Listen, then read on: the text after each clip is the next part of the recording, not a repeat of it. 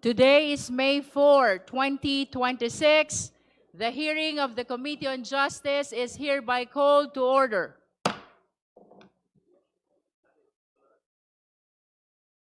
May we solicit the motion to dispense with the calling of the roll. Just for the record, today's hearing is a continuation of our hearing last April 29, 2026. The Honorable Sendanya is recognized. Madam Chair, I move to dispense with the calling of the roll. There is a motion to dispense with the calling of the roll. The same has been seconded. Is there any objection? Hearing none, the motion is approved. May I solicit the motion to dispense with the reading of the minutes of the hearing held on April 29, 2026 and for the approval of the same. Madam Chair, The Honorable D.S.J.J. Suarez. I move that we dispense and at the same time approve the minutes of the previous hearing. So moved, Madam Chair. There is a motion to dispense with the hearing of the minutes of the hearing held April 29, 2026 and for the approval of the same. Do I hear a second? The same has been seconded. Is there any objection? Hearing none, the motion is approved. The Chair will address the committee. Good morning. Good morning. Malayo pa, pero malayo na.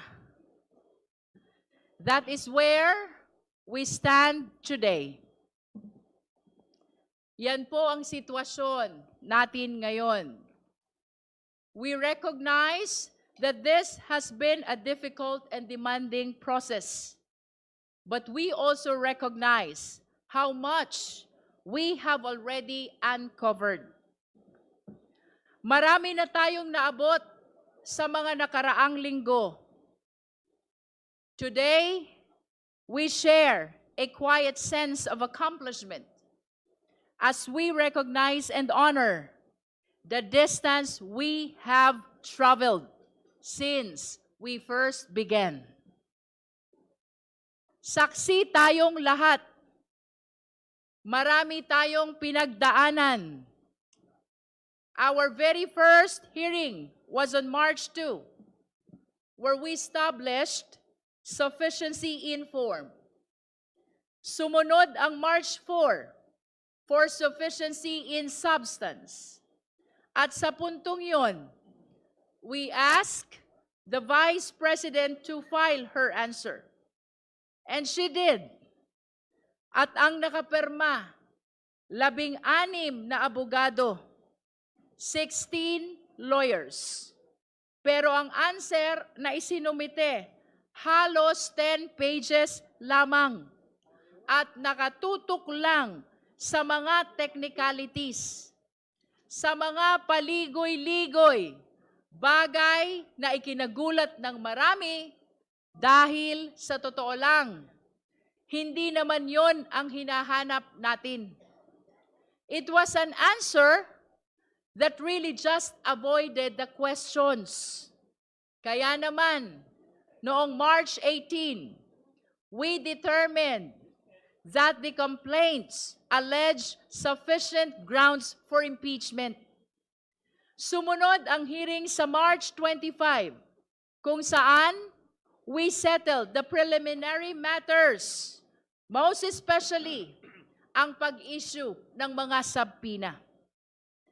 Then came the marathon hearings of April 14, April 22, and April 29.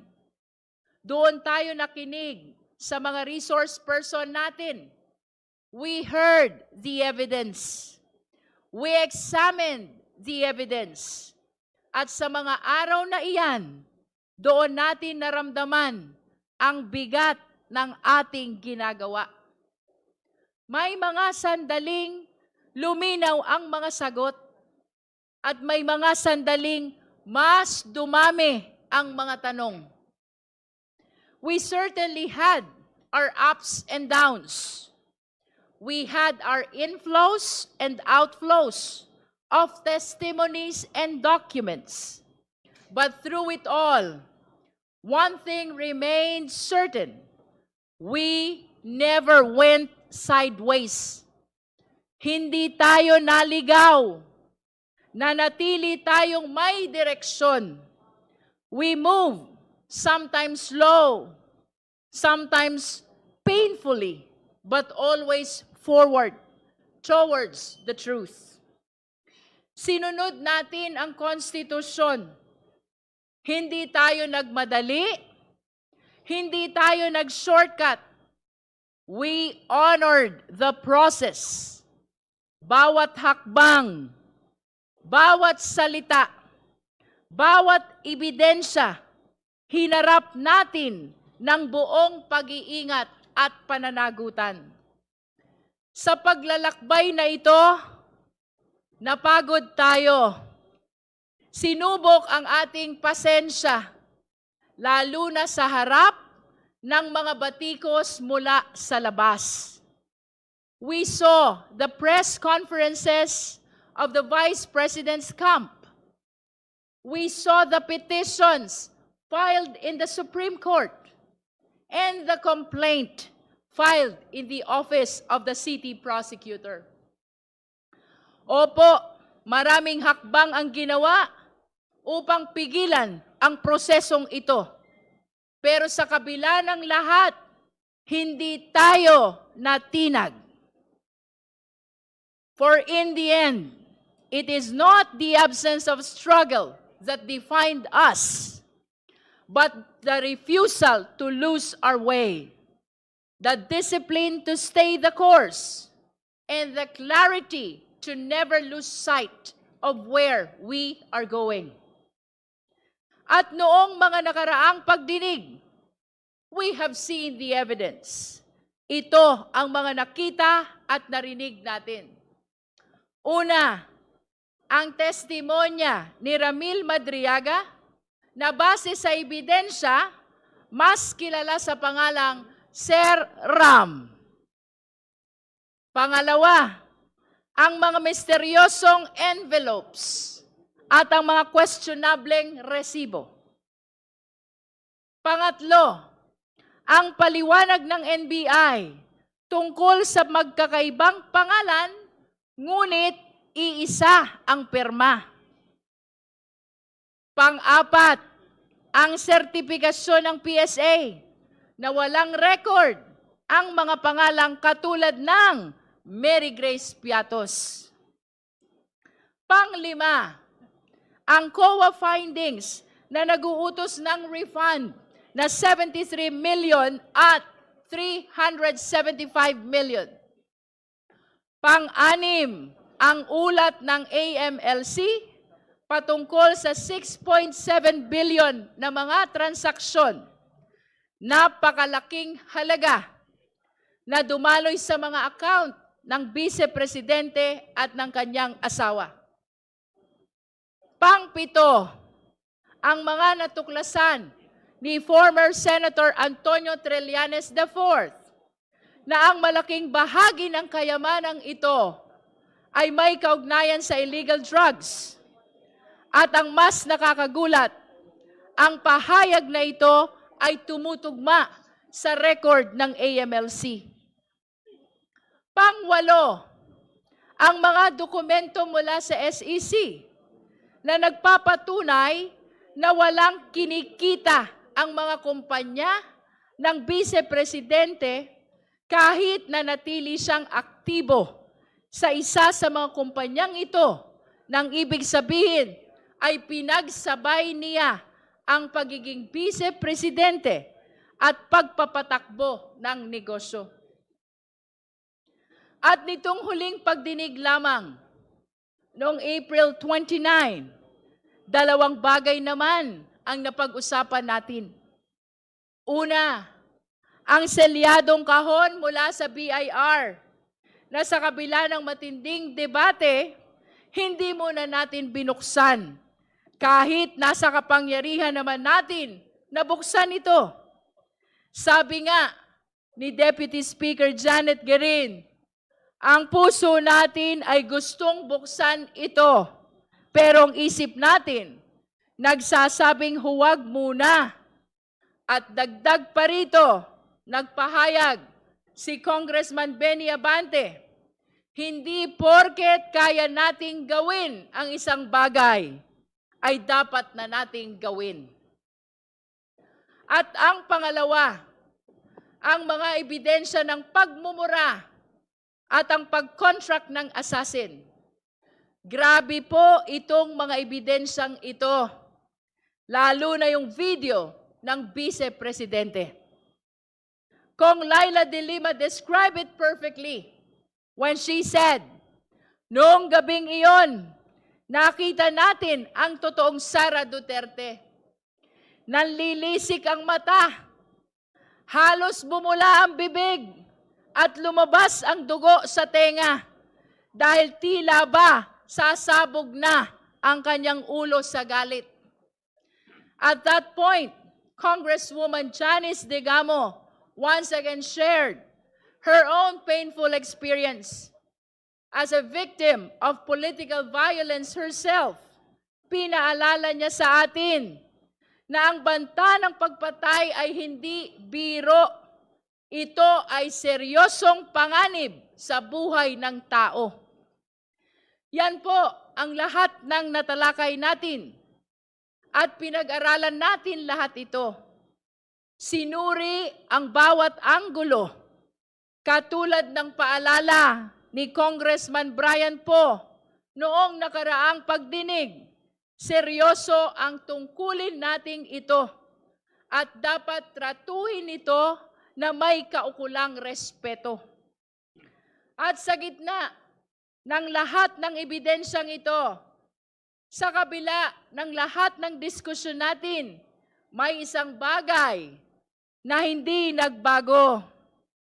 Ang upuan, ang bakanteng upuan. Sa bawat ebidensya, walang direktang sagot. Sa bawat tanong, walang paliwanag. Naghintay tayo ng salaysay mula sa Vice Presidente sa ilalim ng panunumpa. Pero ang tanging humarap sa atin ay ang tahimik, ang isang bakanteng upuan. Ngunit mapagtatanto natin na meron na pala tayong hawak na ebidensya mula mismo sa Kanya. Hindi na natin kailangang tumingin pa sa malayo.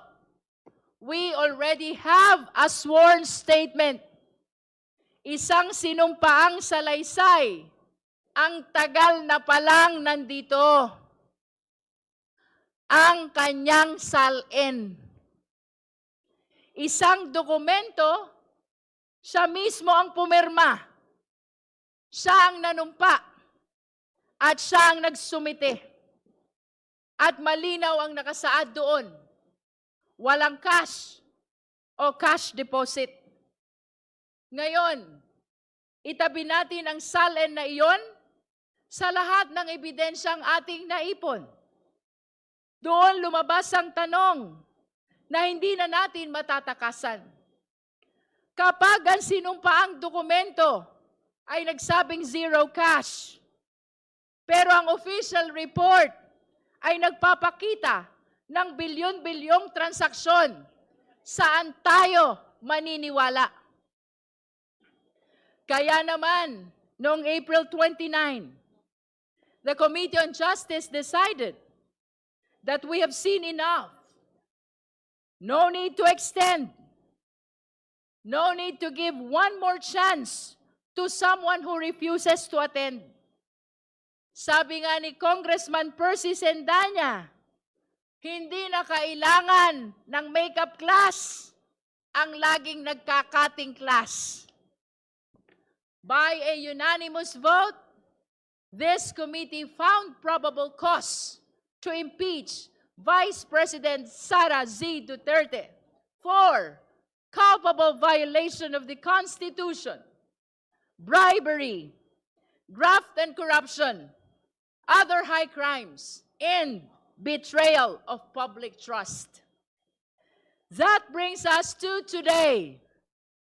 Ngayon, May 4, kukumpirmahin natin kung anuman ang mga nangyari noong nakaraan sa pamamagitan ng isang committee report.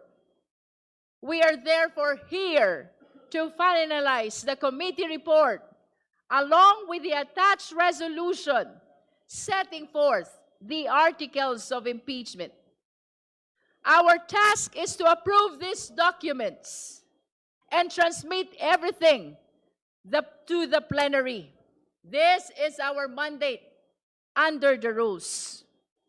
Tayo ang Committee on Justice. Bukod tangi ang committee ito dahil sa buong listahan ng mga komite sa Kongreso, tayo lamang ang tanging binanggit at binigyan ng partikular na mandato ng ating konstitusyon. We were given that name for a reason. Today, we hope we have lived up to that name, Committee on Justice. Para sa hustisya. Sana naibigay natin ang hustisya sa mga complainant. Hustisya sa Vice Presidente sa pamamagitan ng tamang proseso. At higit sa lahat, hustisya sa sambayanang Pilipino. Sana ay panindigan natin ang pangalan ng committee natin.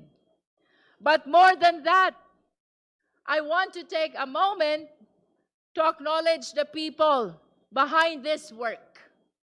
Hindi biro ang pinagdaanan nating lahat, lalo na ang kapal ng mga dokumentong binasa at sinuri natin. Sa mga resource persons, salamat sa pagharap ninyo dito sa komite. To our colleagues in this committee, thank you so much. Sa ating sekretariat at sa mga staff na hindi nakikita sa camera, pero sila ang naging pundasyon ng bawat hearing. Maraming salamat sa inyong lahat. And to the Filipino people, maraming salamat po sa inyong pagsubaybay. Ngayon, habang tinitimbang natin ang bigat ng mga susunod nating hakbang at ang mga posibleng pagsubok na haharapin natin, may isang katotohanang dapat nating alalahanin. Hindi tayo magsisimula sa wala. Ang bawat hakbang natin ay hindi na pabalik, kundi padiretso sa katotohanan. Malayo pa, pero malayo na. Mahaba pa po ang tatahakin nating landas patungong plenaryo at patungong Senado. Ngunit hindi na tayo nangangapa. Marami na tayong naungkat. Marami na tayong naisiwalat at hindi natin hahayaang masayang ang lahat ng ito. Kailangang ituloy ang proseso because this is what justice demands. Because only then can we truly achieve accountability. Kapag may public official na nagkaroon ng seryosong paratang, huwag nating baliwalain, huwag nating palampasin. Kapag may kailangang ipaliwanag, huwag tayong titigil hanggat lumabas ang katotohanan. Let us pursue this to its logical conclusion. Otherwise, the cycle of impunity will only repeat. Because we owe it to the next generation of Filipinos to show them that no one, no matter how powerful, no matter the title, is above the law.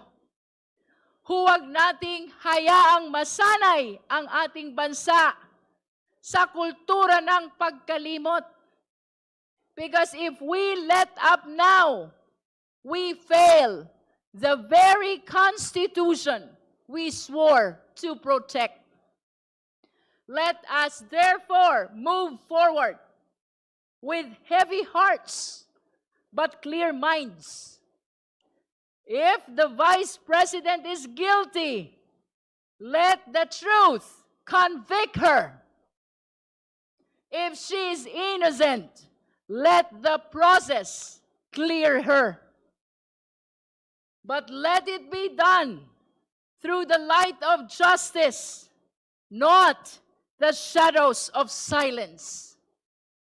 Ituloy na natin ang huling hakbang ng yugtong ito para sa katotohanan, para sa sambayanang Pilipino.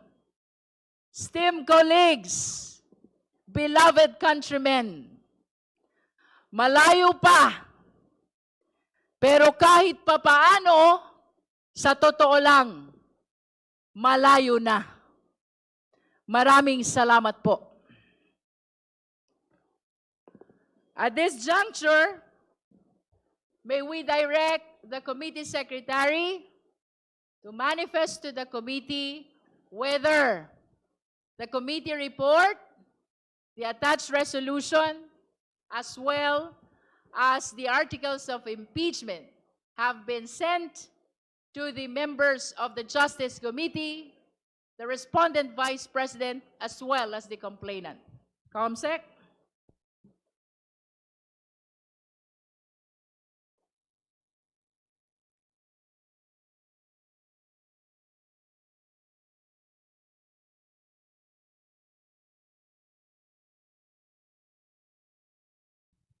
Thank you, Madam Chair. We confirm that the committee has forwarded the articles of the committee report, the House resolution setting forth the articles of impeachment to all members, regular and ex officio, of the Committee on Justice. However, we have not furnished the complainants and counsel, respondent and counsel of copies of the same, and we intend to do that after the same has been approved and by the committee, and the number of the resolution has already been inputted in the copy of the same. Thank you, Madam Chair. Madam Chair, The Honorable Chel Jokno is recognized. before we proceed to the consideration of the report and draft resolution, may I be allowed to make a brief manifestation? This is all in conjunction with the Chair's opening statement. You may proceed, Honorable Jokno. Thank you, Madam Chair. Sa panahon ngayon na maraming tayong kinakaharap na problema, sobrang pagtaas ng presyo ng bilihin, itong mababang pasahod at yung krisis sa Middle East, marami pa rin nagtatanong o meron pa rin nagtatanong kung bakit ba itong impeachment na ito? Ito ba'y aksaya lang ng oras ng mga lingkod bayan? Of course, alam natin na ang kaduluhan ng impeachment ay pananagutan. Pero kailangan siguro natin bigyang diin na ito ay isang hindi ordinaryong proseso. Ang impeachment ay likha mismo ng ating konstitusyon para magkaroon tayo ng isang mabisa at mabilis na mekanismo. Hindi lang sa pananagutan, kundi para malaman kung tampat o hindi ang isang lingkod bayan na napakataas ang kanyang power at responsibility. Kasi po, pag hindi tampat ang lingkod bayan, ang resulta ay korupsyon. Ang bawat pisong nawawala sa korupsyon na napupunta sa bulsa ng isang opisyal ay pisong ninanakaw sa pinahirapang pera ng ating mga taxpayers. Ang pondo natin ay hindi dapat ginagamit para sa bulsa lang o sariling interes, kundi para sa ikabubuti ng lahat. Deserve ng ating mamamayan ang mga leader na magpapatibay sa ating mga institusyon. Hindi lang yung mga magpapabagsak nito o magkapapakorap ng pera ng bayan. And that is why, Madam Chair, impeachment is so important for our nation even in this time of crisis. Hindi po madali ang mga nakaraang buwan para sa mga miyembro at chair ng committee. To determine probable cause, we had to look into every piece of evidence and make sure that we did not miss anything. Kaya dahil dito, I think we should commend our chair, all the members of the Committee on Justice, and all the secretariat as well, beginning with the committee secretary, dahil wala tayong ginawang shortcut, hindi tayo sumuko sa mga banta. We did the work that the Constitution required of us. Kaya po, sa pag-usad ng impeachment case, huwag sana natin kakalimutan. We are doing this para ito sa mga pamilyang nagtitiis sa presyo ng bilihin habang nilulustay ang pera ng bayan. Sa mga manggagawa, mga magsasaka, at mangingisda na talagang nagkakanda, kuba na sa kahirapan pang araw-araw sa kabila nitong nakikita nating korupsyon. At lalong-lalo na para sa mga kabataan natin na nangangarap ng isang magandang kinabukasan at naghahanap ng hustisya at pananagutan. Maraming salamat po, Madam Chair. All the manifestations of the Honorable Jokno are noted by the committee. Now we are formally opening the floor for our agenda for today's hearing. That is the approval of the committee report with the attached resolution setting forth the articles of impeachment. Madam Chair. The Honorable DSJ Suarez is recognized. Madam Chair, insofar as every member of the committee has been given a copy of the committee report, I move for the approval of the committee report and the attached resolution setting forth the articles of impeachment against the Vice President Sara Duterte. So moved, Madam Chair. Madam Second, Chair. Madam Chair. Madam Chair, Before we take up the motion, let us acknowledge first the Honorable Laila de Lima. Thank you, Madam Chair. Just like the rest of the members of the committee, this representation received the final drafts of the 3 documents. The committee report, the resolution setting forth the articles of impeachment, and lastly, the articles of impeachment itself, which is supposedly to be attached to the resolution setting forth the articles of impeachment. Since yesterday, I submitted to the committee secretariat piecemeal certain proposed revisions or corrections on these 3 documents. And this morning, I again submitted to the committee secretariat and even to the office of the Honorable Chair the final set of my proposed revisions or corrections, consisting mainly of clerical or typographical errors and even some substantive errors, but mostly clerical or typographical errors for the consideration of the committee before the final approval of the same. Thank you, Madam Chair. Madam I would have Chair. wanted to make a manifestation individually of those proposed revisions, but it might take time. So I'm just making that general manifestation of my submission of those proposed corrections or revisions. Thank you. In Madam response to the Honorable de Lima, may we place it on record that all the requests for clerical and typographic corrections to the committee report have been adopted already by the Secretariat, only that we do not have the luxury of time to reproduce to such number of copies to provide all members present today with a revised copy of the committee report. But let it be placed on record that all the requests for corrections of clerical and typographical error have been adopted by the Secretariat. Madam The Honorable Chair, Jokno is recognized. Madam Chair. I have a few substantive matters I'd like to move for amendment to insofar as both the report and the attached articles are concerned.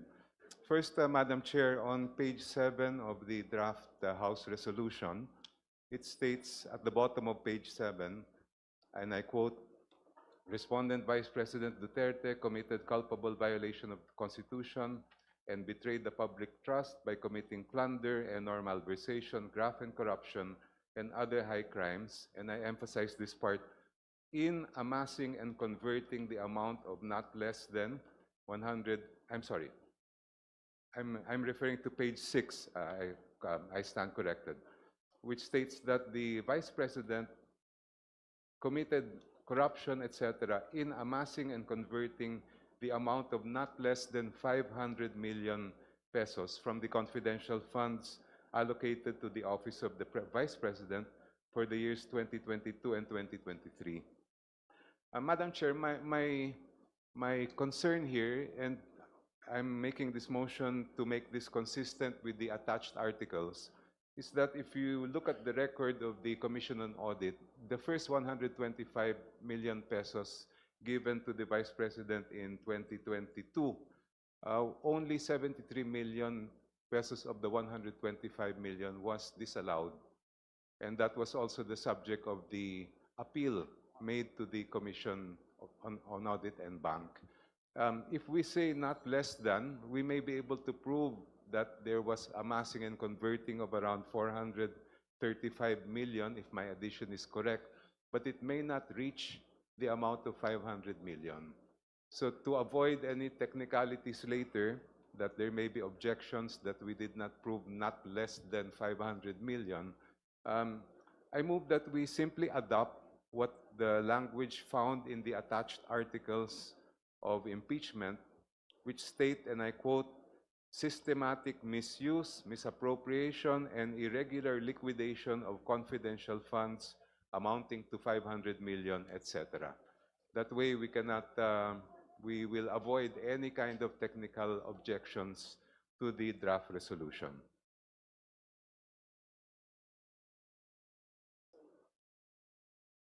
I so move, Madam Chair. Second. There is a motion to adopt the change of language in the articles of impeachment as cited by the Honorable Jokno. The same has been seconded. Is there any objection?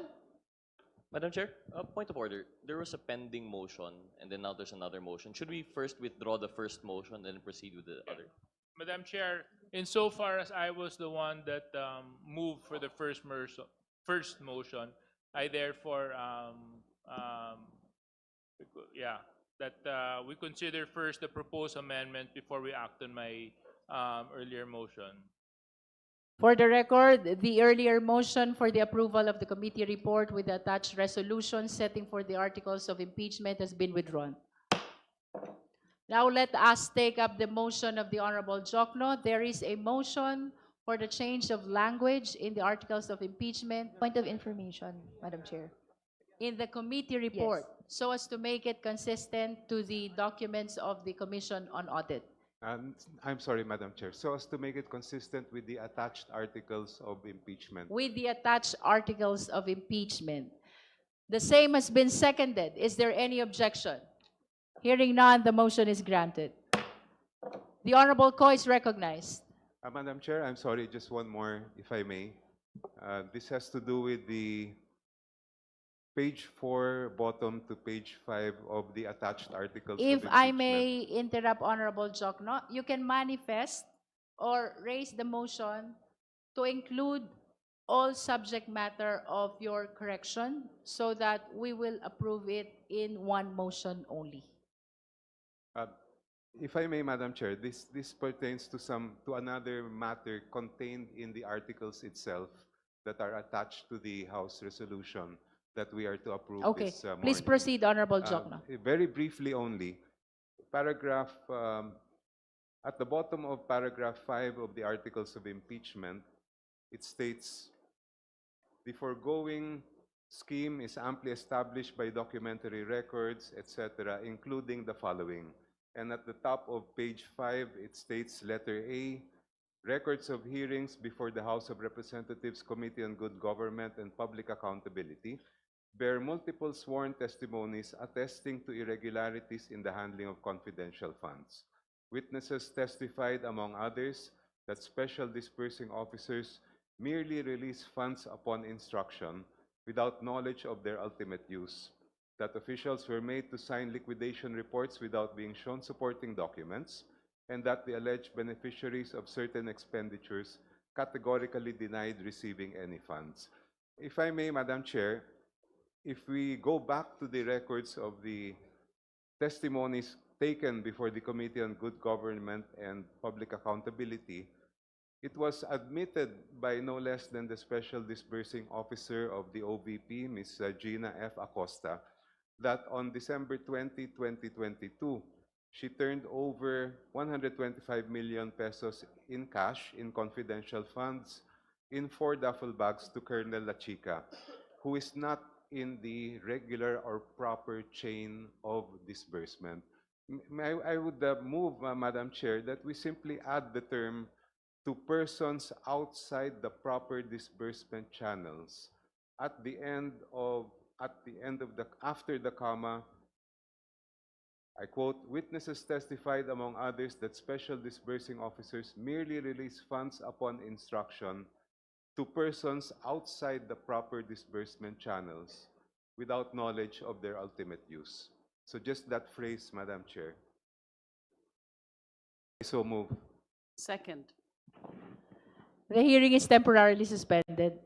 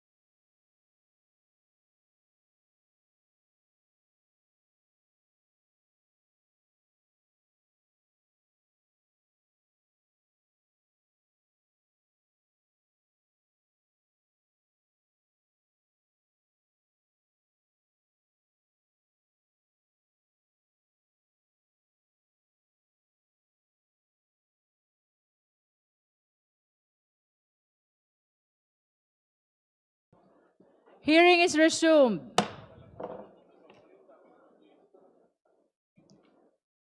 We recognize the Honorable Cheljok, no?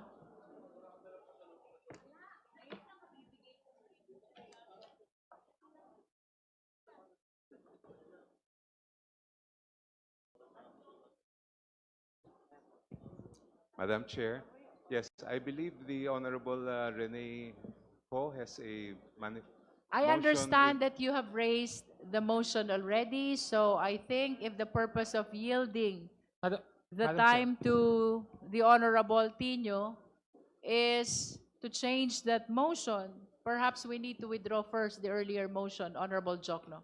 Madam Yes, Chair. may I just put the situation in its proper context? The paragraph found in page 6 of the House resolution states, and I quote, Respondent Vice President Duterte committed the foregoing impeachable offenses. That part seems to it states that there was a finding that the committee made that offenses were committed. And then, but it continues through the following acts as alleged in the Saballa et al. Complaint. When the session was suspended, it was pointed out to me that the text appearing below this paragraph simply reproduced what was alleged in the Saballa complaint. So it now appears, Madam Chair, that the real problem lies in the sentence contained in the beginning of that paragraph. And I would suggest, and I would, number one, withdraw my previous motion and suggest that, and move that the following amendment be made. Instead of saying Respondent Vice President Duterte committed the foregoing impeachable offenses through the following acts as alleged in the Saballa complaint, to make it clear, I move that we substitute that with the following: that the Saballa et al. Complaint alleged that Respondent Vice President Duterte committed the foregoing impeachable offenses. That way, we do not have any more to change what is found in the succeeding paragraph below. Yung pong kanina pinag-usapan natin, amass and convert, we can retain that and just simply amend the first paragraph that I just mentioned. Thank you, Madam May Chair. I request the Honorable Jokno to kindly withdraw first the earlier motion? I respectfully withdraw the earlier motion to amend that portion stating amassing and converting. And I now move, Madam Chair, that we amend the earlier paragraph. I will read it as written in the resolution. Respondent Vice President Duterte committed the foregoing impeachable offenses through the following acts as alleged in the Saballa et al. Complaint. I move that that sentence be amended as follows. The Saballa et al. Complaint alleged that Respondent Vice President Duterte committed the foregoing impeachable offenses through the following acts, colon. Second, Madam Chair. Second. Parliamentary inquiry. Parliamentary status. There is a withdrawal of the earlier motion, that is the replacement of the word amass. The same has been withdrawn. Now we have a motion to replace the heading with the Saballa et al. Complaint alleged that the Vice President committed the following impeachable offenses. The same has been seconded. Is there any objection? Hearing none, the motion is approved. Any other concern from the members? The Honorable Madam Laila de Chair. Lima. Thank you, Madam Chair. Earlier, what I manifested and pointed out are certain clerical or typographical errors and even some minor revisions as to matter of style. And it was also announced by the Honorable Chair that all of those proposed revisions or amendments that I submitted to the Committee Secretariat and the Office of the Chair this morning were already adopted. I detected also a substantive matter, Madam Chair. Nabanggit po kanina ng ating Chair na base sa SEC record nananatiling shareholder si VP Sara sa isang kumpanya kahit siya Vice Presidente.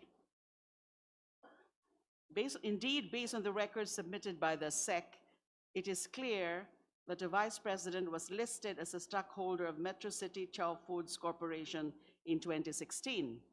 Additionally, the Vice President was listed as a member of the Board of Directors from 2016 until the latest SEC filing in 2025. I submit that the continued listing of the Vice President as member of the Board of Directors of Metro City Chow Foods Corporation, even after her assumption to office as Vice President, constituted a violation of Section 13, Article 7 of the Constitution by participating in business during her tenure as Vice President. Malinaw po yan, the Section 13, Article 7. May I just quote some of the portions, the relevant portions, Section 13. The President, Vice President, the members of the Cabinet, and their deputies or assistants shall not, unless otherwise provided in this Constitution, hold any other office or employment during their tenure. They shall not, during said tenure, directly or indirectly, practice any other profession, participate in any business, etc., etc. Must not participate in any business. Accordingly, Madam Chair, I propose and move that a subheading under Article 2 of the Articles of Impeachment be inserted on page 10. Pagkatapos po ng subheading B, kasi so far in the current version of the Articles of Impeachment, meron pong dalawang subheadings under Article 2, A and B. May I propose to add a subheading C, letter C, failed to divest all her business interests based on the records of the Securities and Exchange Commission, or SEC, during her tenure as Vice President for the years 2022, 2023, 2024, and 2025. Also, accordingly, the following allegations must be added after the last paragraph of page 20.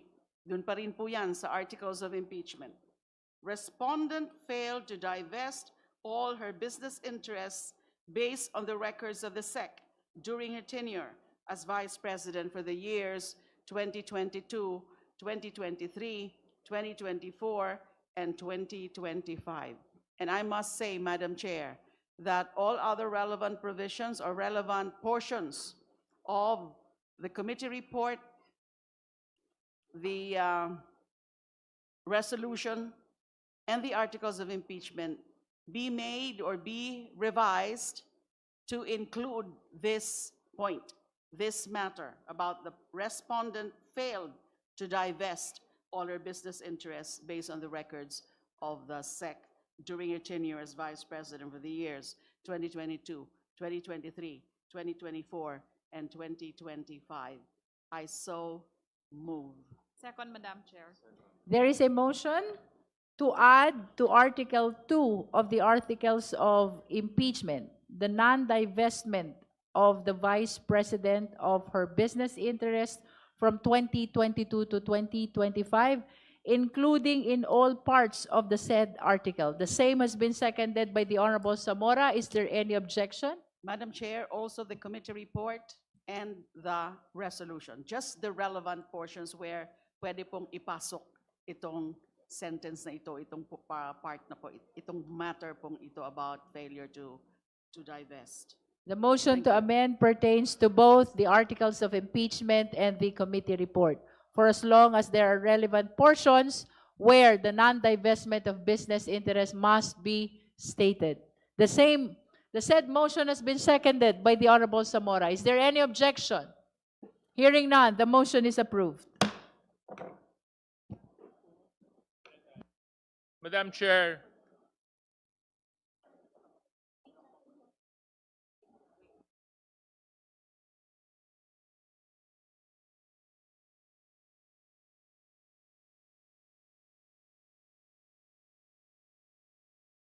Hearing is suspended.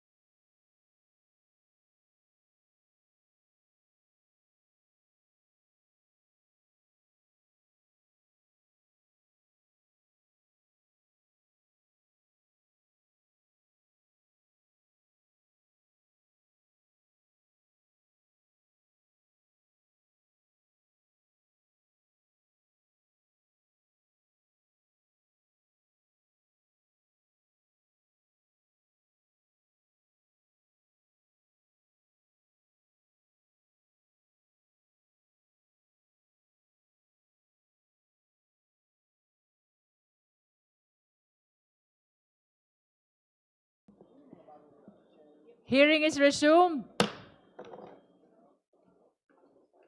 Madam Chair. The Honorable Tino. Madam Chair, I propose just an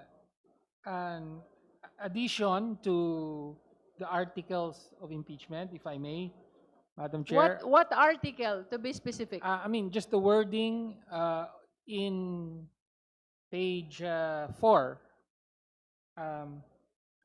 This is regarding the confidential funds, where it says, witnesses testified, among others, that special disbursing officers merely released funds upon instruction. I just propose that we add upon instruction of the respondent. Para malinaw po, kasi yun ang pinaka-importanting detalye dyan. Yun lang po, Madam Chair. I so Can you move. formalize? Okay. There's a motion to insert in the discussion of confidential fund in the articles of impeachment the phrase upon instruction of the Vice President. Second. The same has been seconded by the Honorable Zamora. Is there any objection? Hearing none, the motion to add is granted. Madam Chair, The Honorable D.S.J. Suarez. insofar as we have acted on all the proposed amendments of our colleagues, again, I move for the approval of the committee report, the attached resolution setting forth the articles of impeachment against the Vice President Sara Duterte as amended. So moved, Madam Chair. Second, Madam Chair. There is a motion to approve the committee report with the attached resolution setting forth the articles of impeachment against the Vice President as amended. The same has been seconded. Is there any objection?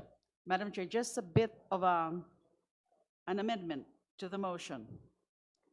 What's the pleasure of the Honorable De Lima? Can we add with the attached articles of impeachment? We Because are the- following the wordings of the rules of impeachment, Yes, which the says attached, setting forth the the articles of articles of impeachment. impeachment. So no need to specify with the attached. I don't articles think of it is impeachment. needed. Thank you. We're following verbatim what is provided in the rules of impeachment. Is there any objection? Hearing none, then it means that this is unanimously approved. But again, for purposes of accuracy of the record, may I request the justice members present to raise their hand to show support in the approval of the committee report, the attached resolution setting forth the articles of impeachment as amended. Please raise your right hand.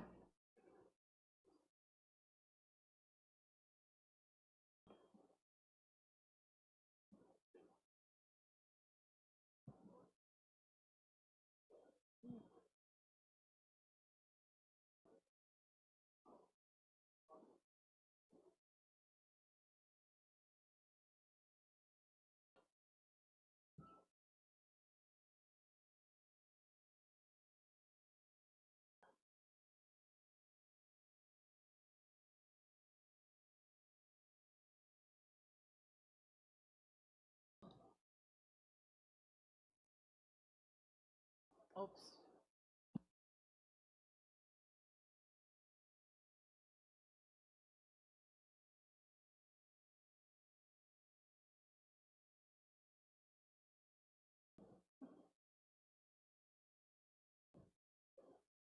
You may put down your hands.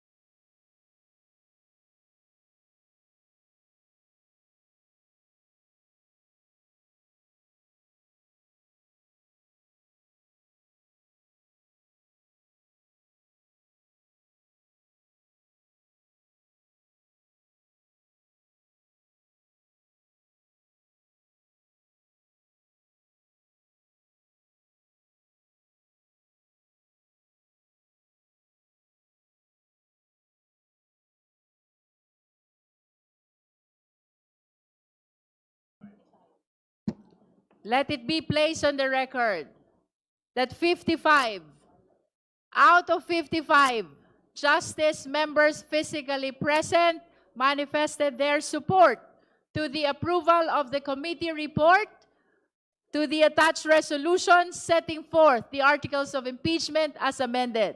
The chair therefore declares the motion unanimously approved. Madam Chair. Madam Chair. The Honorable Ko. Madam Chair, may I briefly explain my vote and express a reservation?